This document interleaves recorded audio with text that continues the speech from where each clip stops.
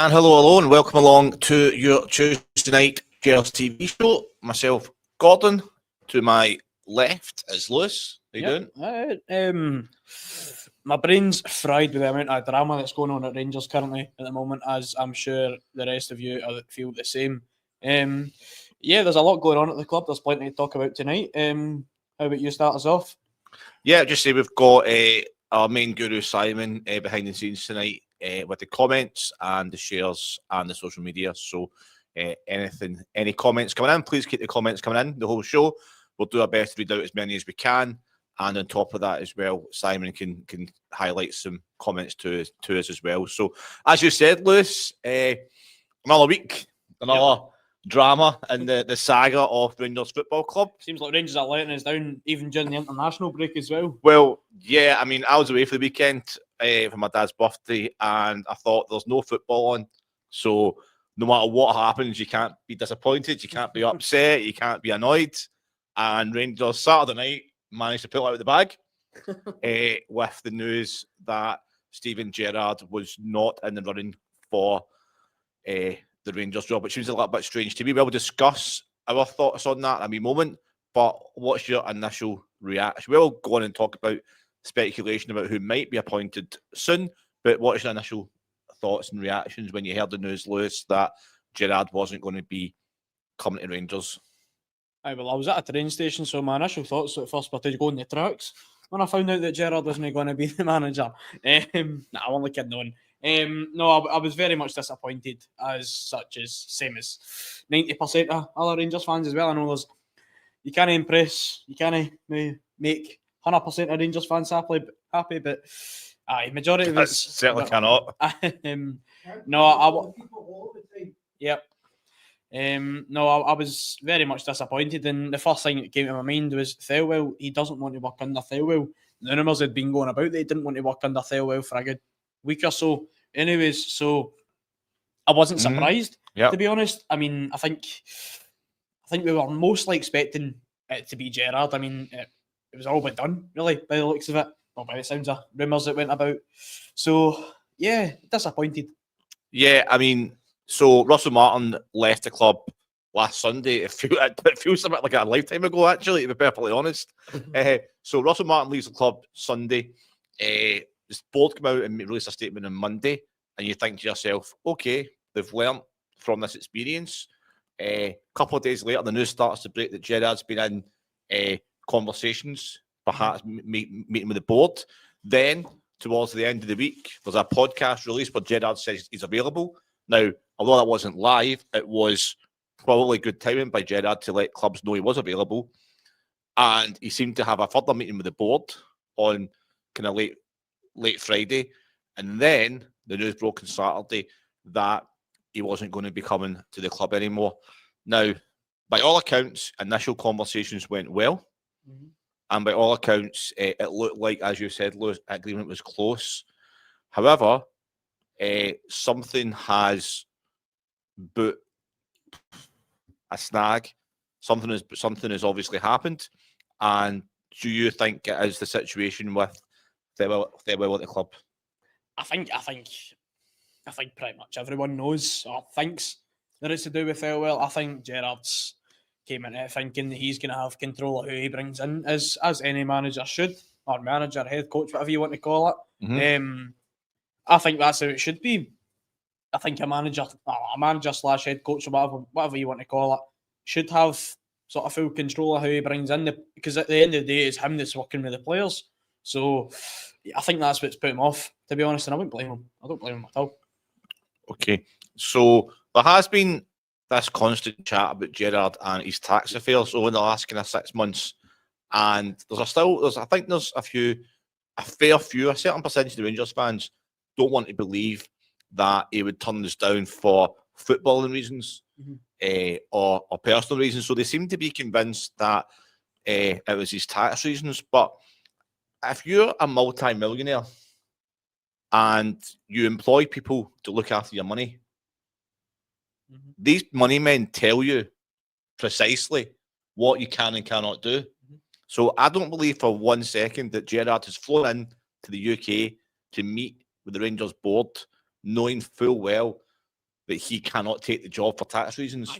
Absolutely. So I don't know what you agree with, if you agree with that or not, but I think we need to try and put these kind of things to bed where the Rangers fans are saying it's to do with tax, because I don't think Gerrard's going to come out in a podcast, say he's available for the right job, and have all these guys advising him, women as well, trust funds, accountants, etc. So I don't buy it's to do with tax. Do you? Nah, not really. I mean, exactly what you were saying there. Why would they fly from Bahrain to the UK if he didn't want the job as well? If Gerrard wasn't down for the job, if it was just a simple interview, they could have easily did it over Zoom, Yeah, exactly. Microsoft Teams, whatever. Yeah. So why would they come to you? Why would they come all the way to London? Well, go all the way to London for Bahrain, for the Middle East, if the job wasn't pretty much there for him? Yeah, you're absolutely right, Lewis. You have the initial chat, the initial phone call, and they say, look, we're in the manager. We would be interested in perhaps having a conversation with you at least. Would you be available for that? And if the conversation went well, would you be available for the job? Gerrard at that stage is going to say yes or no, and then give a reason or no reason. And then, as you say, he's not going to go halfway across the world, have a couple of meetings, just to then turn around and say, oh, sorry, by the way, I can't move actually because I need to pay tax. Yeah.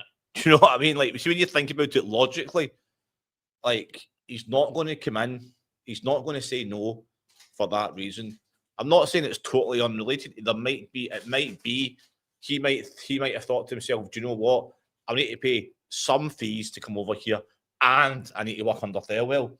So it might have played a small percentage in it, perhaps, but I think the main reason is because Rangers want to employ a head coach. Yes. And Gerrard wants to be a manager. Yeah. What's your thoughts on that? Yeah, I mean, that's kind of what I was meaning when I was saying that it's mainly because of Thirlwell, I think, and that a manager should have the final say in who he brings in, who he doesn't bring in, because at the end of the day, it's him that's working with players, and that's a topic we're actually going to talk about tonight. Do Rangers need a head coach, or do Rangers need a manager? I think they need, well, so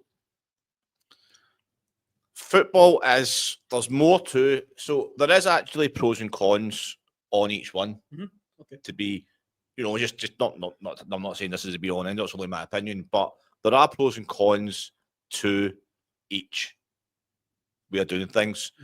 The pros are the manager gets to spend more time in the training pitch. He gets to see the players in the flesh, if you like, more often. He gets to put across his ideas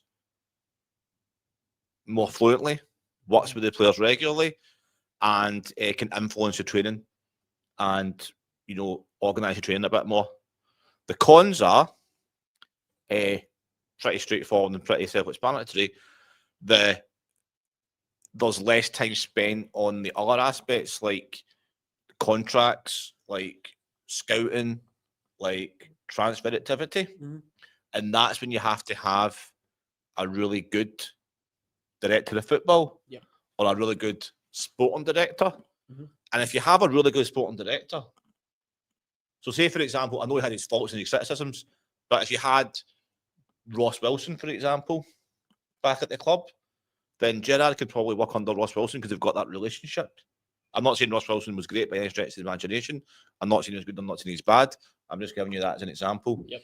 But if you've got a sporting director or a director of football whose ability is questionable, and that's Thirlwell, you've then got a further complication that Thirlwell's son is the head of the scouting department now.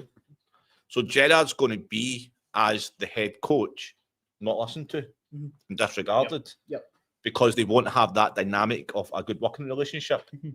So in that sense, Rangers would have to have a manager right now because of the setup at the club. We don't have, from a fan's perspective anyway, we don't have confidence in Patrick Stewart. We don't have confidence in Kevin Thirlwell. We don't have confidence in Thirlwell's son right now. That might be fair, it might be harsh, but that's just the way it is because that's how we feel. So Gerrard's obviously looked at the setup. He's not been able to convince them otherwise. Thirlwell's been brought in as a sporting director. He's not wanting to relinquish his control of certain matters. Gerrard's not been prepared to accept it, and the complicating is, if it came to a decision over a transfer, you've got the sporting director will probably have the final say now. Yep. And that's the problem with having a head coach and not a manager. Right. My answer to the question, do Rangers need a manager or a head coach? I'm going to be completely honest. I think we need both. I think we need both. Oh, come on. And the first thing I think about is Gerrard's first stint at Rangers. Well, his only stint at Rangers. When Gerrard was a manager and Michael Beale was your first team / head coach, whatever you want to call it. It's the same thing, really. Head coach, first team coach, it's the same thing. Michael Beale took the training at Rangers and Steven Gerrard was more seen as a disciplinarian. He handled the things sort of more off the pitch. So I think personally that's what Rangers need right now. I think we need both. Yeah, I mean, if you've got... So another reason for maybe wanting a head coach is you want to save money in the coaching department. Yeah. Because you don't want to bring in... You only want to bring in a certain amount of coaches. I mean, if you look at... Again, going back to Russell Martin, if you look at when Russell Martin was in, you only had like was it Mike Williamson and Matt Gilks. Matt Gill.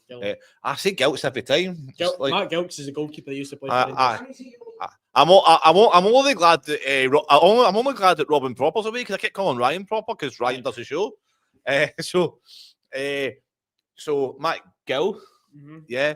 So I'm not saying there's not any other coaches at the club, but I've said for years that Rangers need to invest in the coaching department. So you want to have a good selection of coaches.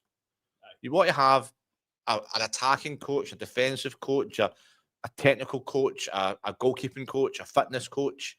You want to have a set piece coach as well. So you want to have you want to have a manager that can, come in and coach when necessary. But it's about the size of the club. Now, if you're a team like, it depends how many players you've got. Rangers have got 25 players. I think we're all 25 players in the squad. Is that correct? Something like that, yeah. Aye, something like that. So then so it's just, I just think they're trying to save money on the coaching team as well. I think that's played a part in it. Because I don't see, it's a very, very strange one. And let's ask the viewers at home, who would you rather have at the club? For the Thelwell or Steven Gerrard? And I think that's what it's coming down to. I think the board, Canova, Padraig have decided that they're going to stick with the Thelwell Stewart setup. Aye. Well, I think that the one evidence that a head coach doesn't work at Rangers, two bits really. I mean, obviously Russell Martin, but Michael Beale, when he was the manager at Rangers, every single fan wanted him back because he was supposedly the brains behind 55. I mean, that could actually still very well be true, but not on a managerial basis. He was a great coach. He was a fantastic coach. He just couldn't manage it. He couldn't deal with the players. The closing the name manager, he couldn't manage the club. Yeah, and plus, if you've got a head coach out in the training pitch day in, day out with the squad, which I'm not saying that not every so often it's not suitable, but they're not going to respond to you the same way in the dressing room 5 minutes before a game if you're the head coach and a manager. If you've got a manager that's not standoffish towards the players but has a little bit of distance between the players, then they'll have that separation, they'll have that more respect. Whereas if you're a head coach, you have to be their pals as well. And where does that fit in?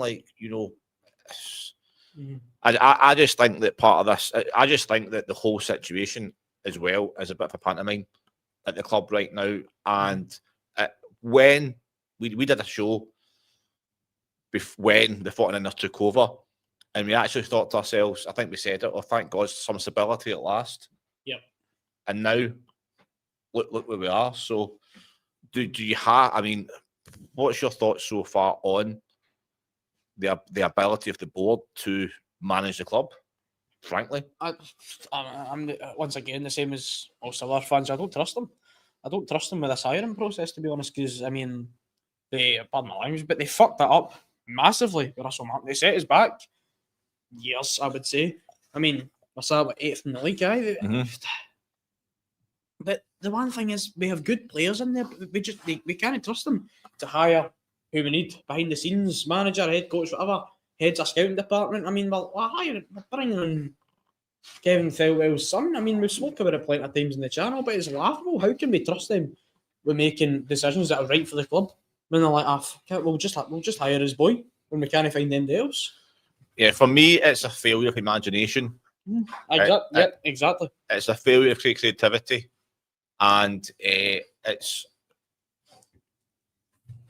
just shows that their knowledge depth of the world of football is clearly limited because they're limiting themselves to people they know, players they know, and that's a worry as well because you don't be this sporting director guru, and instead of us casting our net wide for all the emerging talent,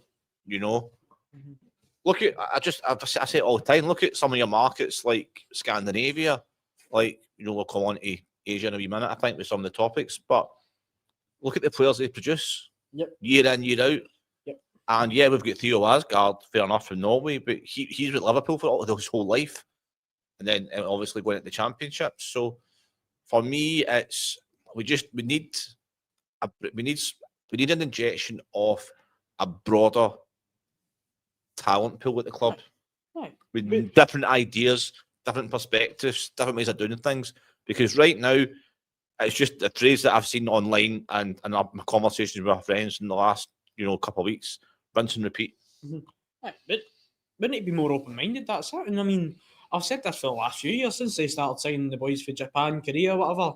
You've got your Kyogos, even your Maedas, Hatates, even the boy Yang that they've got. Good players that they brought in because Ange Postecoglou had eyes in the Asian market where he previously worked. So, I mean, I think we need to be more open-minded than signing, frankly, dross from the English Championship, League One, League Two, and all that. We can't be signing all these players who aren't proven, who have. I mean, we're taking risks that don't need to be taken. I'll raise you one more. Go for it. Expensive dross. Yes, exactly. I mean, not to say that the players we've got are dross. However, they're certainly, but the English Championship, the markets that we are looking at, Premiership, Championship, they're so overinflated with TV money. Yes, that absolutely. To bring up, to get an average player for the Championship is on 30 grand a week. Thereabouts. That's English second division. Yeah, I know. That's mental. So you've got a player at say Preston North End, who's maybe a decent player.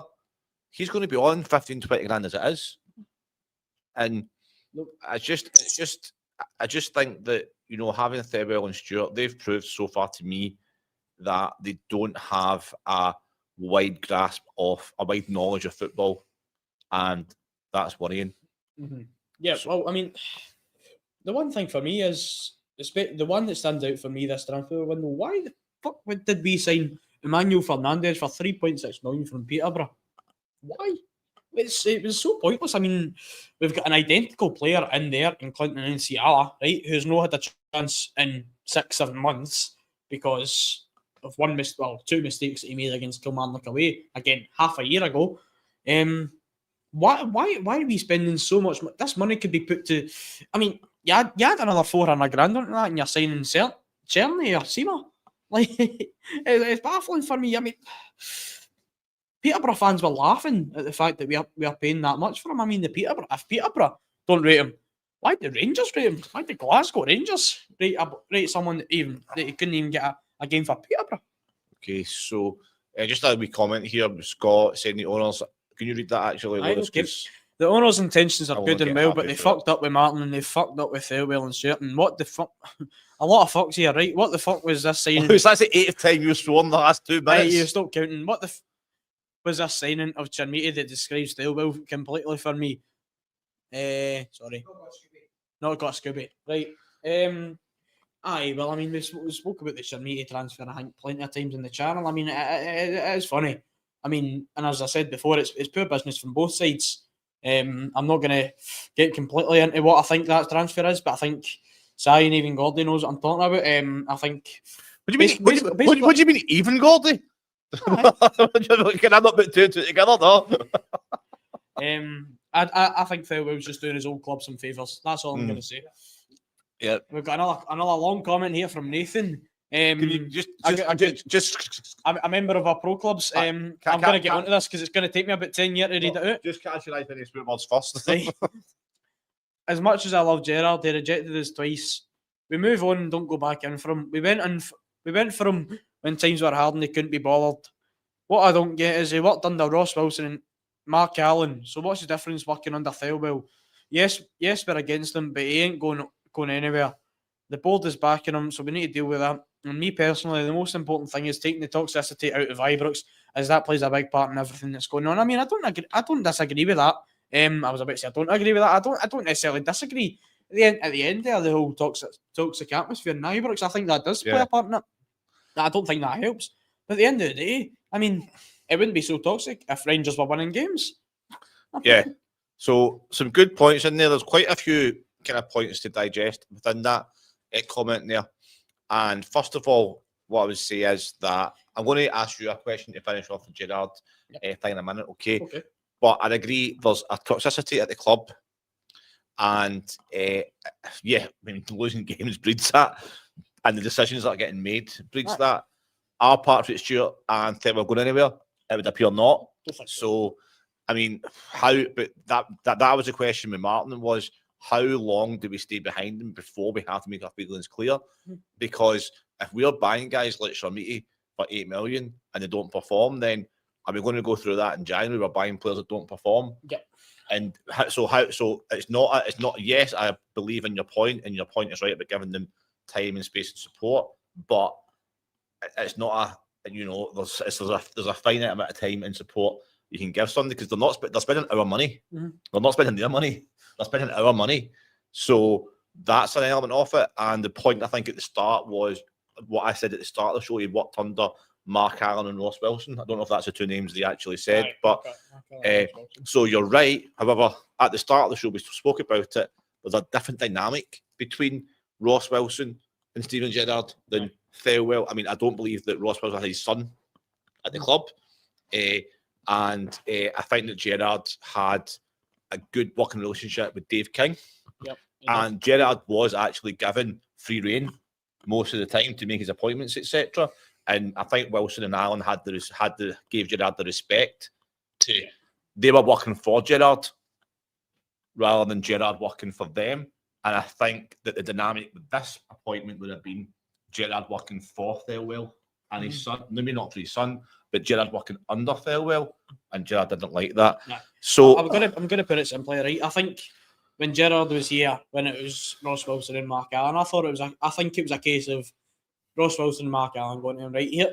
Here's some players that we think would be good for you under your system, right? You pick the players that you want. I think now with Thelwell and with Russell Martin when he was at the club, I think it's a case that these are the players we're bringing in and you've not got a say in it. I think that's what it is. Yeah, I mean, yes, I think with Sharmiti, I think that was definitely the case. I would like to think that they get together and they put together a kind of a list of either players they want or positions that they need filled, and then they go, right, so here's the options. Out of these ones do you want? But I think with Sharmiti, I think he was just bought and that was it. Maybe Thelwell thought we've got a bargain here for 8 million, let's do it. I mean, I know Russell Martin's a plonker, but I don't think he's that much a plonker. They bring in fucking Yusuf Sharmiti for about 8 to 10 million. Yeah. So, wrapping up this stage of the conversation, Lewis, I'm going to ask you a wee question, right? Go for it. Nathan McCulloch alluded to it in his last point. Yes. Gerrard has seemingly turned down the role, okay? He has left us going to Aston Villa a few years ago. He wasn't available before when Martin became manager. He's now rejected the opportunity to come back to Rangers. He said that he would like to work with us in the future. Is his chance now gone, or would we actually welcome a fourth attempt to bring Gerrard in the future? No, that is a very tough one. I do think we missed our chance with him. I personally wouldn't go back in for him, but I don't hold much of a grudge against him, particularly for when he left. The only thing that I hold a grudge against was the fact that a week or two before, after the game against, I think, was it Brøndby at Ibrox, Gerrard said that basically he's not going. He was like, "Do I look unhappy or something?" Do I look happy? Do I look settled? That whole sort of ideal when he was hitting it saying that he was staying and not going, then he left. That's the only thing that I hold a grudge against. But the fact that just himself that he'd left, I don't hold much of a grudge against that. He's going down there to try and get a chance to get a Liverpool job later on in the future in a few years, and he's closer to his family. I don't blame him too much for that. But the thing is, back in the summer, right? We didn't really know what Thelwell was going to be like. We didn't know that Thelwell was going to be this whole like, here's the players that we're getting, and this is it. We didn't really know what that was like. So, and if the board knew what he was going to be like, I don't think they would have brought him in the first place. So, I think in the summer when we went in for him, I think he just straight up rejected us. I just don't think he wanted the job. I think it was a poor time for him. His daughter just had a wedding in the summer as well. Daughter just had a new baby boy. So it was bad timing for his family, I think it was, in the summer. And then there, I think, obviously, as we said, we think it's to do with Thelwell being there, and Thelwell basically having the say on who he brings in, who he doesn't bring in. So, but personally, for me, I wouldn't go back in for him. Not for me. I think he's missed his chance now. I think it is. Tend to agree with that, to be honest. Again, I thought when he first came in, originally he was the right guy at the right time.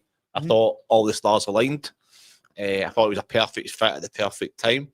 I think it would have been similar again this time around. I thought he could be the right man at the right time, but I don't see it happening in the future now. Yeah. And I think this could be the end of the road for Gerrard's relationship with Rangers on a professional level. Yeah. On a personal level, wish him all the best. On a personal level, hope he does well in his career, and I'm sure he feels the same way about Rangers now. Yeah. But I think that the Gerrard ship has sailed, and we need to concentrate on getting behind a new manager, which is a lovely link into our next section. Yeah. Well, actually, before we talk about that, I'm going to ask you one quick question, right?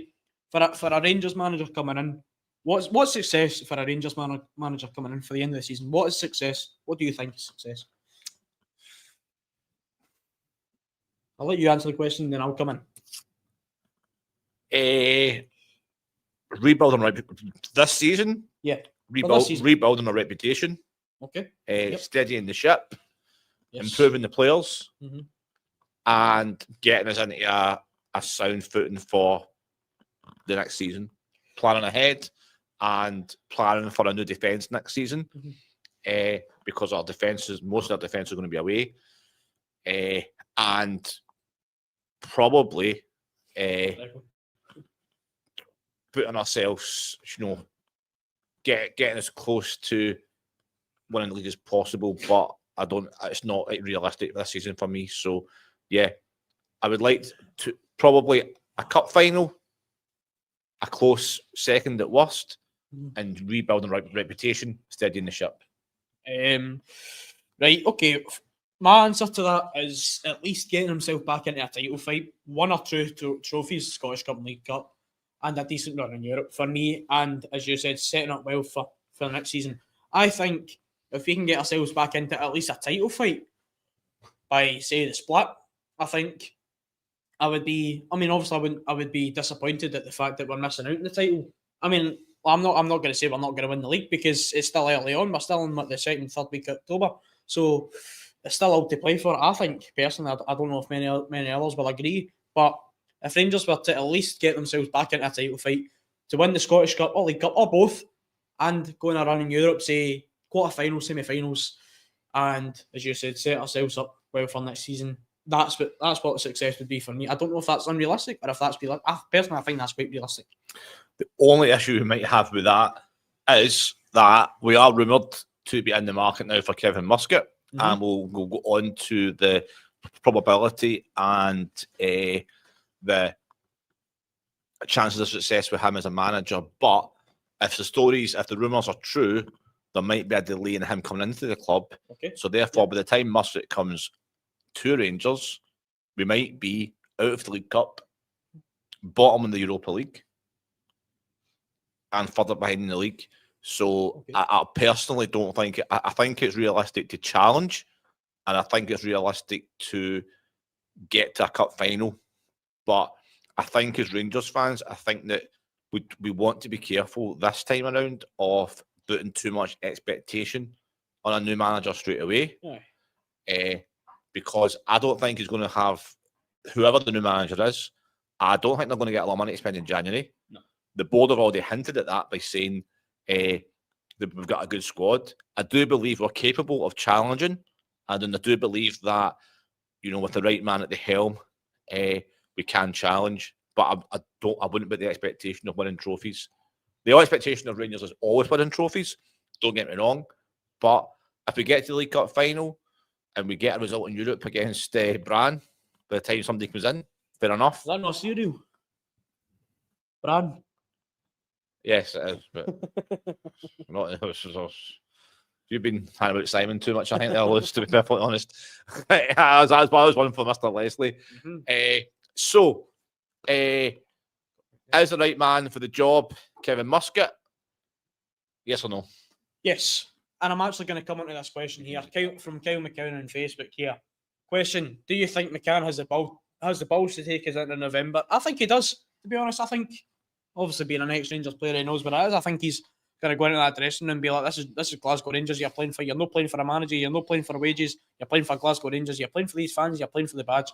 I think he does have the balls, and I think, I'm going to be honest, I think you were sort of undermining him a wee bit there, saying that we could be out the League Cup semi-final. We could be even further behind the league. We could be bottom of the Europa League table. I disagree with that, to be honest. I think you could almost set us up all right for Kevin Muscat coming in. I think that's exactly what he's going to be. I mean, Kevin Muscat, obviously, if he was to get the job, it would probably be delayed by at least a month for the Chinese Super League to finish. Obviously, with a chance of him winning the league, of course, I think we all hope he does. Whether he comes back to Rangers or not, I think we all hope that he wins the league, of course, being an ex-Rangers player.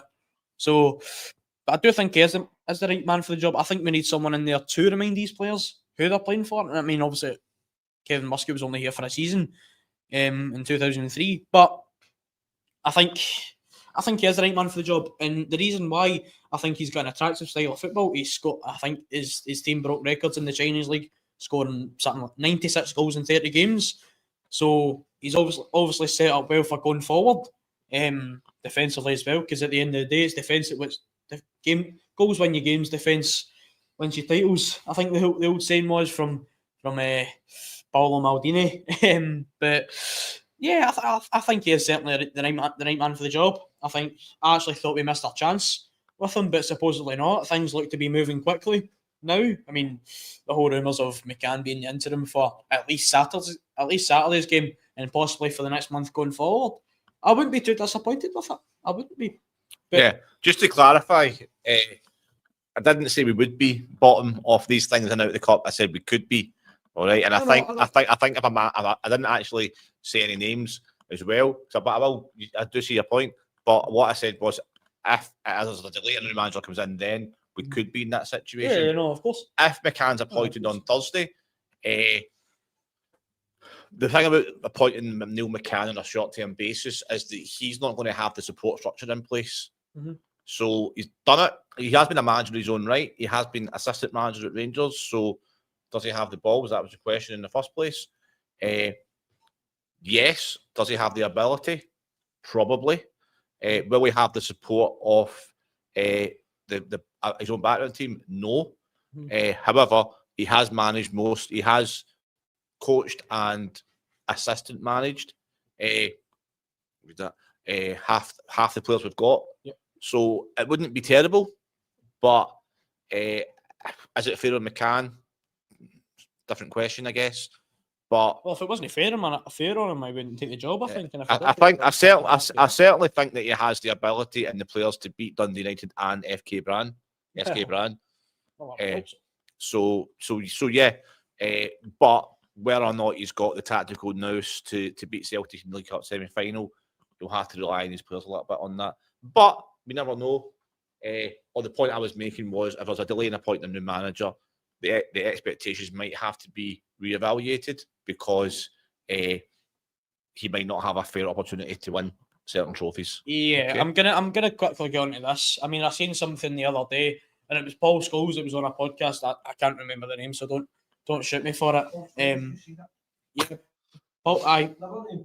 What's that? The other name. Aye, I know, but no, he said in a podcast that he was speaking to someone that hadn't actually been in the shout for the Rangers manager job, and he actually said he was going to speak to Rangers. At first, I actually thought he was talking about Michael Carey, but there's a lot of rumours going about it's Ole Gunnar Solskjaer, who at Man United, I mean, he eventually got the sack, but I think, for me personally, unfairly, he got the sack. I mean, he did fantastically for the team that he had, got second in the league, Man United, which, right now, I mean, I think they would take him back. I mean, absolutely, I think Man United would absolutely take him back in a heartbeat. So, yeah, Ole Gunnar Solskjaer, it's a name that's came up very rarely in terms of Rangers managerial shout, but I wouldn't mind that at all. I wouldn't mind that. I think we've seen a comment there. Excellent manager, of course he is. Yeah, wouldn't mind him at all. Did Solskjaer go to Turkey? He did. He went to Besiktas. Okay, I'm not trying to be facetious to him or tricky to him. Is he still there? Is he? He did get a sack. I'll be honest, he did get a sack. Right. So I'm not saying it's about. I think on reflection and in hindsight, Man United probably did the wrong thing in sacking him. Did he win the FA Cup there, or win the Europa League, or did he win a trophy there? Did he not beat Man City in the FA Cup? I think he did. I think he won a trophy. Yeah, I couldn't tell you. I'm pretty sure. So watch Man United too often. So yeah, I mean, if you look at Man United under Almiron, that's how you pronounce it, and now Solskjaer, I don't think Solskjaer. I think Solskjaer history will be kinder to him than when he was booted out the club. However, I think it's, I would prefer appointing a manager who's experienced recent success and is on a winning curve. Mm-hmm. I know it's difficult because managers get the sack and they're out of a job. It's a bit of a merry-go-round. People, go on the merry-go-round with a manager. But yeah, because Muscat has won doubles and trebles very recently. He's on the cusp of winning the league. So he's going to be coming to, if he is appointed, and it's enough at the moment, if he is appointed, he's going to be coming to the club on a high, really motivated, successful, just winning a league championship. Mm-hmm. And the players will respond to that and they'll have confidence that they've got a winner in place. Yep. If we appoint somebody that's got the sack from somewhere recently, or a guy like Solskjaer, then even Gerrard to a certain degree, then the players might question that, and the manager will have to prove himself as a winner first before the players. Yeah. Whereas something like Muscat coming in has got that. He's got that instant pedigree and that recent success. I mean, if Kevin Muscat does end up coming in next month, like the rumours are alluding to, after going off the back of winning the Chinese League, comes right into the door to a struggling Rangers. Let's all be honest, a very much struggling Rangers. Right after the back of winning the Chinese Super League, I think he sets himself up very well for the Rangers job for me. And I think if Neil McCann can do the best he can, Neil McCann do the best he can, but say if he gets us into the League Cup final, he does all right in Europe, wins a couple of games in Europe. I think there is 1 or 2 games in between now and this time next month. So Bran away, Roma at home. Bran away and Roma at home too. Well, Roma at home 4 points. 4 points would get us back in contention. 6 points. 6 points for me. Right. No. If he sets himself up well, if he sets the club up well for Muscat to come in, and Muscat comes off the back of winning the Chinese Super League, I think there's success there. If McCann gets a result, against Roma, I want him the job permanently because Roma are flying at the moment. Well, I mean, it looks like if Muscat does get the job and it's McCann on an interim basis for a month, it looks like McCann will be his assistant. I actually think that'll be a very good setup. I think that's a fantastic. For me, that's a fantastic setup. Because both, I mean, Neil McCann, I'm always impressed when I know it's not the same as managing a football club, but when I hear Neil McCann talk football, his analysis, his commentary, he sounds the part. Yeah. When he was at Rangers under Barry Ferguson, I think it was a good counterfoil to Barry Ferguson. No. And I think Barry's assistant, wasn't he? Yeah, and I think he would be a very good assistant manager. Absolutely. And he would be able to. He's got the experience of being a manager. He's got the experience of being a coach. He would be able to easily translate the manager's messages in the training field as well. He would understand what the manager's trying to do as well. With that, so that's what leads me to think there'll be a good combination. For those interested in the Chinese Super League, because I'm sure we are all now. Kevin Muscat's Shanghai Port, that's the team he manages right now. Is that correct? Yep, You're the man for these things. Formerly Shanghai SIPG. Okay. Research. And so I believe they're playing Friday morning UK time. Aye, 11 o'clock. It's 11 o'clock, and they're playing second bottom of the league. Just to keep ourselves right, I won't try and pronounce the team that they're playing. So I wouldn't want to cause any upset to anyone.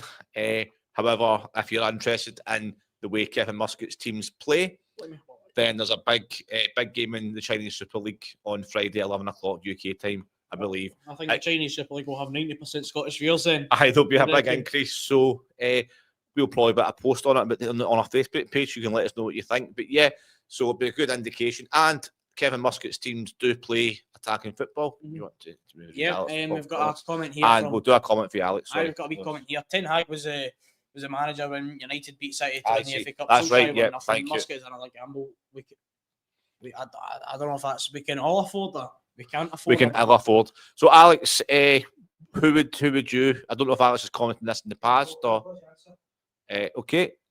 Steven Robinson is right on our doorstep. He brings stability and organisation. This is a shout that I mentioned before. This is a shout that I would not mind as a Rangers manager. Of course, someone else who knows Scottish football well, someone who's had relative success in Motherwell and even St Mirren, some fantastic success at St Mirren for me. I mean, getting St Mirren, a club like that, into Europe, I mean, it's fantastic. As much as they never reached a group, a league stage, whatever you want to call it, but they did well to get into qualifiers, certainly for me. So it's an interesting one with Steven Robinson because I believe that he's a very good man manager and he's very good with limited resources. Mm-hmm. So overall, I've got no doubts that he's a good manager. I don't think you can say it's a gamble appointing Kevin Muscat and then not say it's a gamble appointing Steven Robinson. Any managerial appointment is a gamble. Would somebody like Steven Robinson command that respect? Does he have the gravitas to go into Rangers right now? The way we've been 8th in the league, galvanise the team, galvanise the squad, and then bring the best out of them straight away? Or would it be get to the end of the season, bring his own team in? Would somebody like Kevin Muscat, I'm not necessarily saying he would be, but would Kevin Muscat be able to come in and get that kind of instant hit like Clement got, but then back it up in the future with reinforcing that success? I think the point I was making before, if he comes off the back of winning the Chinese Super League, I think that would give him the hit. What? Big game on Friday. Massive game on Friday against the Qingdao Hainiu. That's a club he was playing. Okay. Hopefully Ofcom's not watching. So Alex has made a follow-up point, and I wholeheartedly agree with his next point. Mm-hmm. And that was we need an appointment now. Yes. So we do. At the very least, we need an announcement of who is going to be in charge. Mm-hmm. Now, there's too much melodrama. There's too much. We need somebody to rally around. We need to get off. Somebody made a point earlier. Farewell and Stewart. Do we agree with what they're doing? No. Realistically, are they going anywhere? Probably not. Yep. New manager's about to be appointed. I think we need to be for this at least until the end of the year, at least until the end of the January transfer window. Yeah. Whoever the new appointment is, we need to get behind the manager and give them the breathing space to put their stamp on the team. Sorry. And I just think that Steven Robinson would be a good appointment for Rangers if it was pre-season. Mm-hmm. I think if Steven Robinson got the job instead of Kevin Russell Martin, I don't believe we didn't be in that situation for a second. And I believe Robinson, given a couple of months with the team to get to know each other, would go on and do well. Right now, I just think it's the wrong time for Steven Robinson. Mm-hmm. However, I think he's a very good coach. I think he's a good manager. He's going to go on and he could be a future Rangers manager. Aye. I just think that right this moment, this particular moment in time, I don't believe it's the right move for Rangers or Steven Robinson, to be fair. Mm-hmm. I'm gonna talk about that there. Obviously, we were talking about it before. If it was Muscat and then Neil McCann's to be his assistant and Neil McCann's to be the interim until Muscat can take the job, I think Muscat and McCann will be definitely talking about sort of tactics and how they want to set the team up, how they want to be with the team. So I'm not too bothered about going into a semi-final or going into European games, semi-final against them with no permanent manager in charge when the interim manager is going to be Muscat's assistant anyways, because they'll be in conversation. They'll be talking about how the team's going to set up, how the team's going to play tactically, who to play, who not to play, and all that. They're going to be in conversation. They're going to be talking about that. Yeah, just going back, Alex Kelly's going back. Robinson's less than a gamble than Muscat. I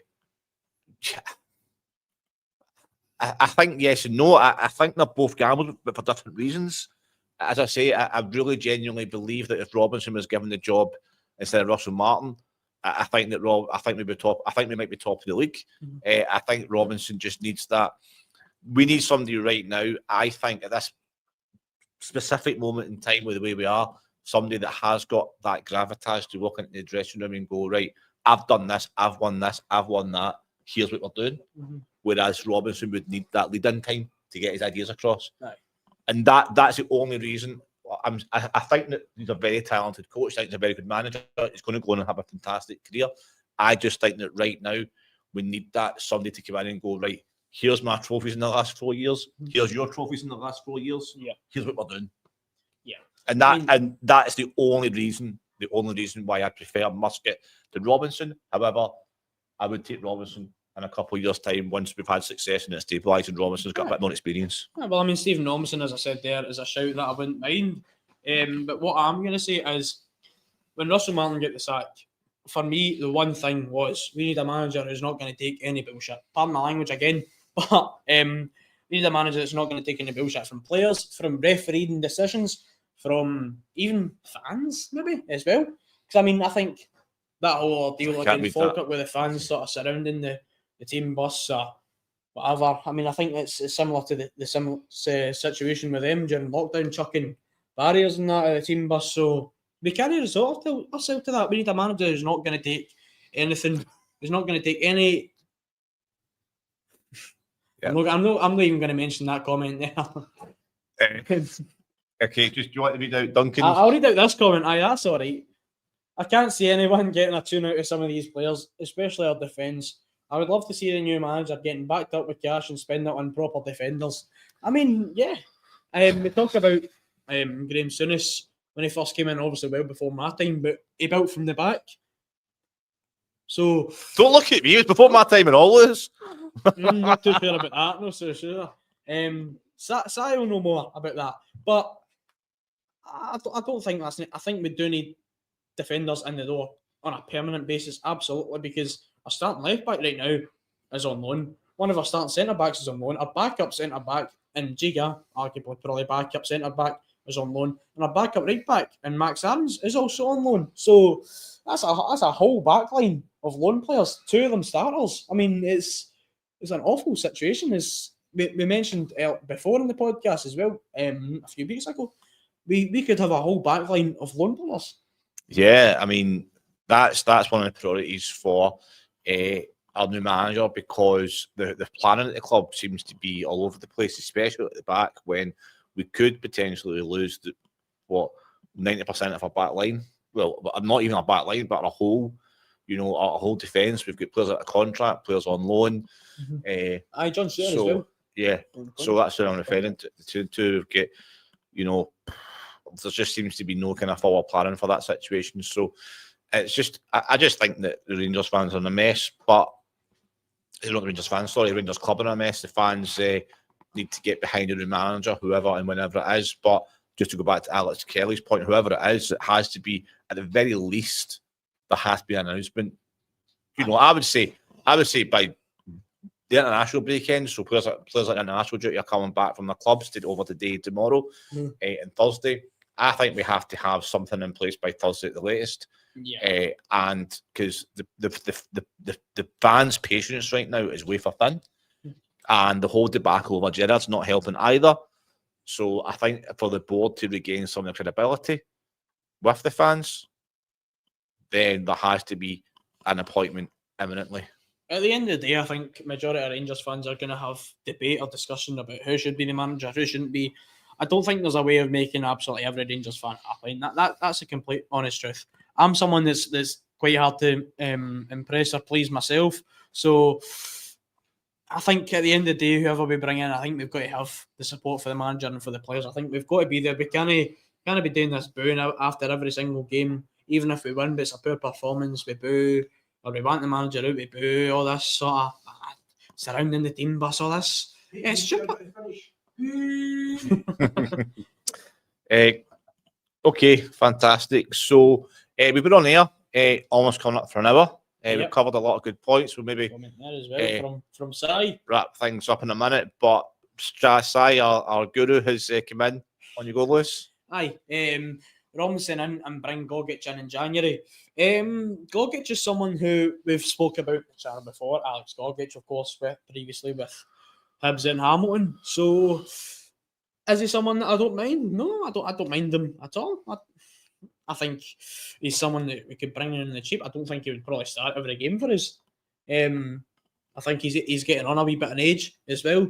So he's not one really for the future, but he's someone who we could rely on possibly if we're coming off the back of a league game and we need someone solid there at the back to get us through games such as your St Mirren's, Dundee United, whether it's home or away. Someone who's going to be solid at the back, get you through the results. I don't think he's necessarily a bad shout. I don't think he'd ever be a starting centre back for us. Okay, yeah. I mean, as I just alluded to, I just go back to my last point. I don't think Stephen Robinson would be a bad appointment. I think he's got a lot of qualities. Yep. So if it happened, I wouldn't be against it. I'd be perfectly happy to give him an opportunity. And we spoke about it in the past on the show several times. It's something like Alex Gogic, no nonsense defending. Sometimes, not every game, but sometimes we're in a scrap with 10 minutes to go, 20 minutes to go. Opposition are trying to get back in the game, are lumping balls in the box. Sometimes you need somebody to take control of that situation, command and lead for the back.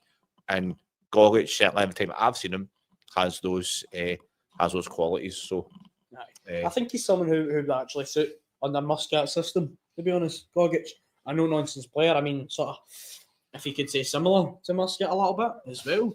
I mean, a bit of a hothead.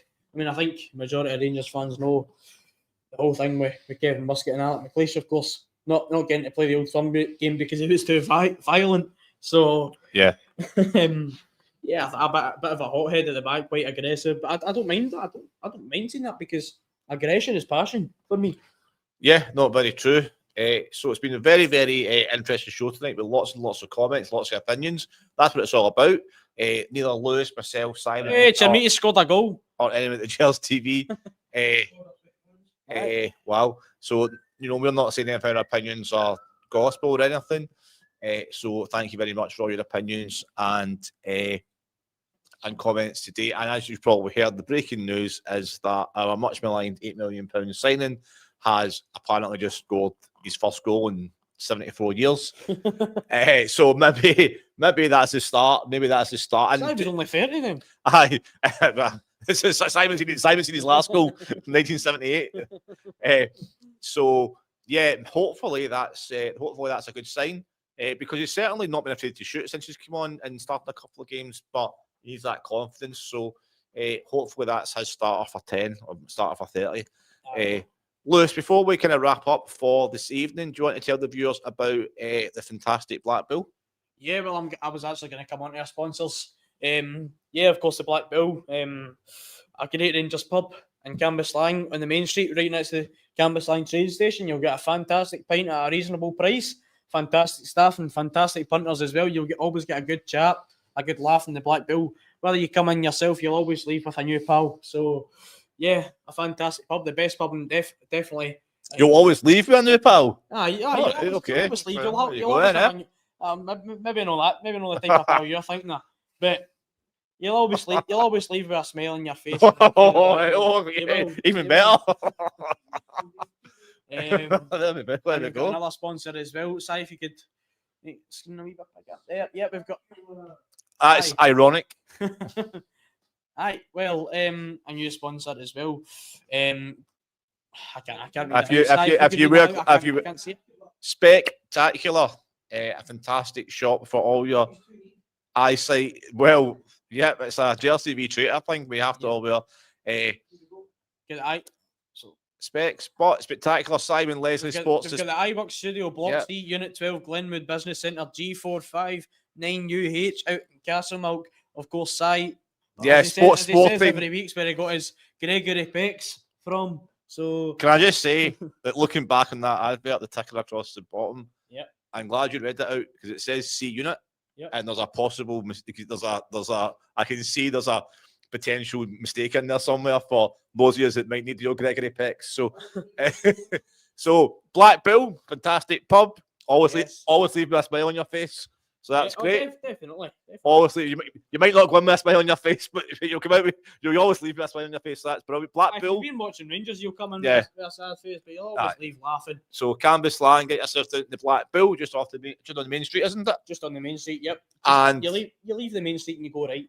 Perfect. Okay, and iWorks for in Glasgow for all your eyesight needs, glasses, contacts, etc.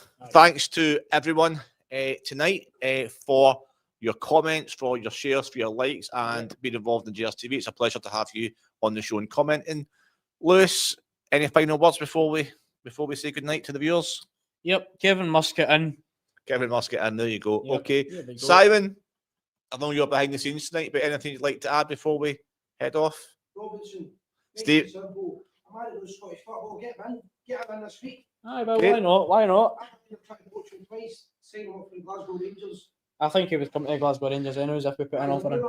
Aye, of course. well, I'm going to sit in the fence and say I'd be happy with either Robinson or Muscat. There you go. Don't be boring. So I'm a boring person, Lewis. You get to know me. I'm a boring person. And what a great way to end the show tonight. That's why you're on the Gers TV with me. That's why I'm on the Gers TV. just a bit of yin and yang, you know. So thanks to everyone for watching. Thanks for everyone for your comments tonight. Please comment. Please keep commenting. We'll reply back on the Facebook page later. And always remember, everyone, we are the people.